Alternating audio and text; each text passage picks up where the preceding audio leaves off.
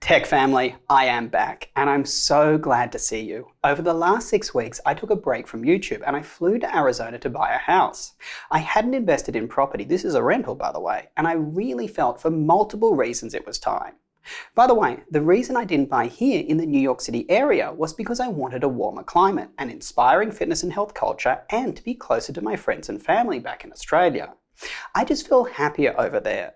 So, over the past 12 months, I've been flying to Arizona to search for a house. And finally, I bought one. Now, there will be plenty of videos coming about the new house and of course, the crazy technology I'm putting in it. But not today. Today, I wanted to share how I was able to simultaneously work a full-time job, grow this YouTube channel to well over 100,000 subscribers, buy a house, improve my fitness and health, seriously, I'm running out of breath here just describing this, help at my interior design company, and still find time to date, albeit unsuccessfully. Look, the last couple of months have really not been all fluff and rainbows. It's been super hard at times and also stressful. So I wanted to use this opportunity to not only share what's worked for me, but also reflect on where I need to improve. Look, I've intended to expand the content on this channel for some time, from just laptop reviews to content that has a wider appeal and can help more people. Specifically tips for career success and leading a happier and healthier lifestyle. Not that I've been the most successful person out there, of course not, but I feel I've done pretty well, and if I can help you achieve your goals while at the same time improving myself, that would be awesome. Plus, honestly, it's important to make content that keeps me interested. I am a neurotic tech enthusiast. That's who I am. So the tech reviews aren't going anywhere. But the other topic, getting the most out of life, interests me too. Anyway, enough of the intro. Here are several of my tips and learnings on how I manage to get so much done. Firstly, know your priorities. Nothing I'm going to speak about today matters if you don't know your goals, and importantly, the priority of those goals. I don't care if your goals are to start a business, learn to code, have a baby, look after your parents, or walk 10,000 steps a day. You need to know what those goals are, and you need to prioritize them, as there isn't enough time in the day to achieve everything. As I reflect over the last couple of months, what surprised me was how misaligned my own goals were to how I was actually spending my time. For example, here's my list in order of priority. Number 1, being fit and healthy. Number 2, living in a location that makes me happy. Number 3, being in a loving relationship. Number 4, helping people by creating content on YouTube and hitting 1 million subscribers while doing so. Number 5, helping at the design company I founded. But when I looked at how I was spending my free time, it was massively misaligned. I was living in a location I didn't enjoy, living a secular life, just being at home making tech reviews, and frequently sacrificing time at the gym or sleep in an endless race to review as many laptops as possible. What I discovered was if I prioritized my time more effectively, I could be happier and less stressed and better equipped to follow the tips in this guide so that I could still do the same number of YouTube videos that I did anyway. To get started, if you are comfortable, why don't you write your priorities down in the comment below this video and let me know if you think the way you spend your time is aligned to those priorities. Alright, let's talk about time management. Stay organized. Sounds easy, right? If you are disorganized, you'll simply miss opportunities to be efficient, i.e. you are speaking to your boss's boss at work and only mention 2 out of the 4 things you wanted to speak to her about. Or you travel to a store to return something, but didn't take with you the item you've got to return to the store next door. You have to do another trip. I'm getting pretty good with staying organized, and this is how I do it. Firstly, I use an app called Todoist, which has been incredibly helpful. It's a highly configurable task system. The way I've set it up is tasks are assigned to major areas of my life, i.e. the YouTube channel, setting up my house, the interior design company. I assign a priority to each of those tasks, and if I can, I give them a due date. When it is something I have to buy or return or, do at a store, I tag them with the store's name. That way, if I happen to be near the store, I can quickly see everything I have to do in it. Look, this may seem overkill, but for someone who is juggling so many different things, it really helps me determine what is the most effective way I should be spending my time. Oh, and to keep the task list pretty clean, I make use of the subtask feature to group to-dos together when they are similar. I'll put an affiliate link to Todoist in the description below. Please note, they did not sponsor this video. In fact, I bought my own subscription after trying several other competitors. I just figured, since I'll be talking about it so glowingly, I may as well sign up to their affiliate program and make some money to reinvest in this channel. Anyway, the second thing I use to stay organized is just Google Calendar. I put all my appointments I have coming up in it and any future subscriptions I need to cancel. Say I sign up to one of those pesky membership clubs that you get some discount now, but have to become an annual member. I'll create 2 calendar entries in 11 months' time to remind myself to cancel, so it doesn't stress me out. I do those straight away, by the way. The last thing I do to stay organized is really work-related. To make me effective when I meet with work colleagues, bosses, or present in meetings, I maintain a task list on my work's task software. Each task has a subtask list of items I want to discuss when I meet with someone or present. This way, I can ensure I cover everything I need to discuss in one go. I would use Todoist for this too, but some information may be sensitive to my job, so I just prefer to use the software they supply. Next, spend time now to save time later. I think this one is best explained through an example. My new house was completely empty when I moved in. I was excited to get out and start shopping for the home. So I drove straight to the stores to buy things. But as I pulled out of my garage, I realized that I hadn't measured the kitchen for several of the items that I was going shopping for. Instead of turning back to take the measurements in my excitement, I kept driving. Surprise, surprise, I had to do multiple trips to the same store because I wasn't prepared. I would have saved several hours if I just reined in my excitement for a couple of minutes to take those measurements. Another example of this is this very video.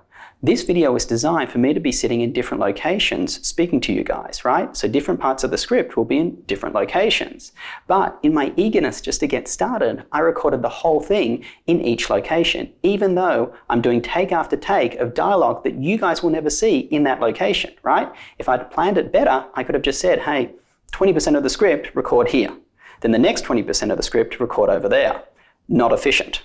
Next one, avoid sunk costs. A sunk cost is where you invest time or money in something and it doesn't do well. But rather than drop what you are investing in and switch to something else, you invest more time hoping to turn it around. Let me give you a personal example of this where I could certainly improve. Normally, a laptop takes about 4 weeks to review from the day it arrives to the day the video goes live. What's happened a lot this year is I'll be 2 weeks into a review and a new piece of tech is announced. Rather than switch from the current review, I finish it. I mentally feel the need to clear the plate before moving on. This has caused me to miss a lot of opportunities to get a review out faster on a more popular topic and maximize the views I'm getting for the time I'm putting in. Let me be super specific. Midway through my comparison video on Lenovo's new ThinkPad range, the incredibly popular Legion 5 Pro became available. Rather than stop my comparison video and cover the more interesting release of the Legion 5 Pro, I stuck with it.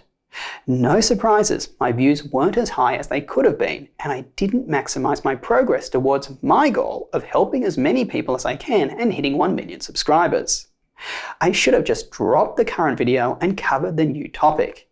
And believe me, this sort of thing has happened a lot. This leads me to my next piece of advice. Next one, be decisive.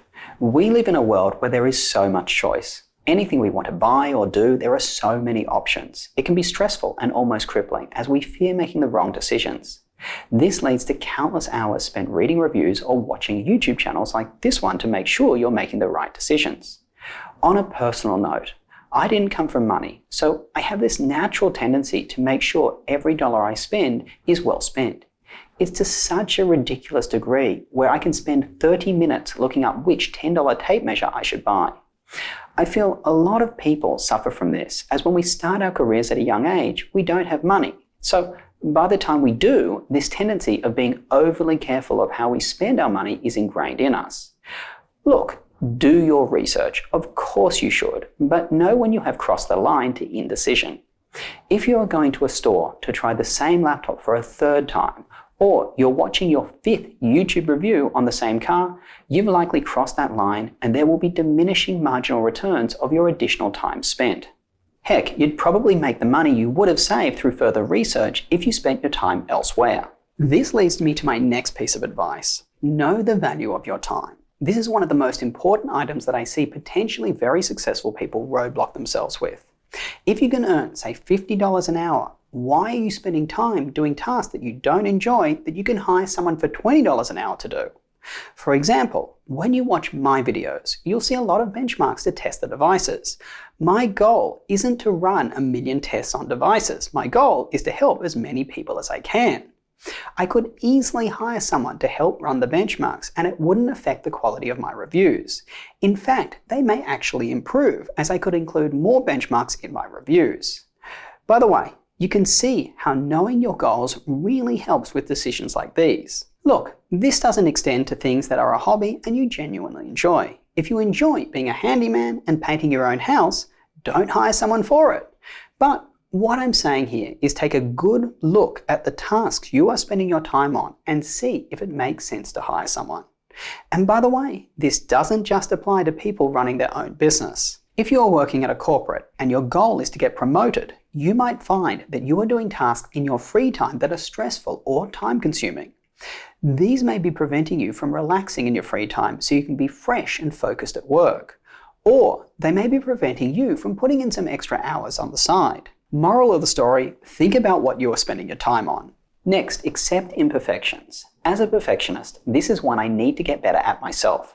Let me give you an example. A video is about to go live on YouTube and I discover an audio click in it, like I immediately stop the video going live, re-record the segment, re-render the video, watch it through in case the render didn't work properly, then re-upload it to YouTube. But realistically, you guys may have not even noticed that click, and if you did, it was there for a second and then you are on to the next part of the video. I think you would much prefer I use the 2 hours spent fixing that click in making the next video. And that would help me achieve my own goals.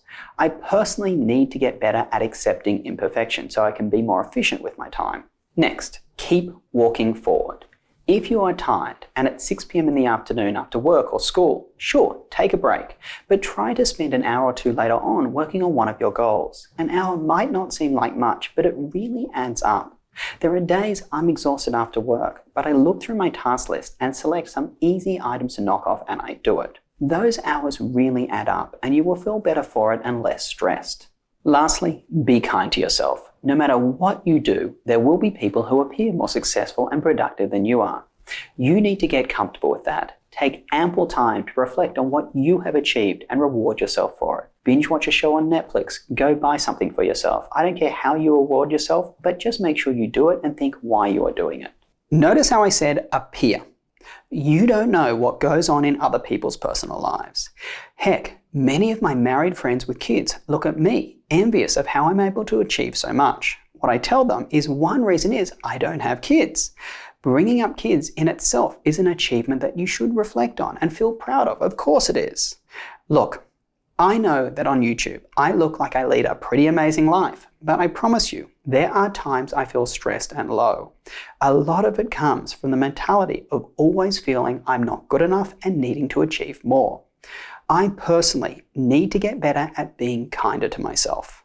Well, I really hope these tips will help you achieve your goals. Reflecting on my recent home buying experience and going through this list definitely helped me see how I could be more efficient. If you like this different kind of content from me, let me know in a comment below. And as always, make sure to hit the like button and get subscribed.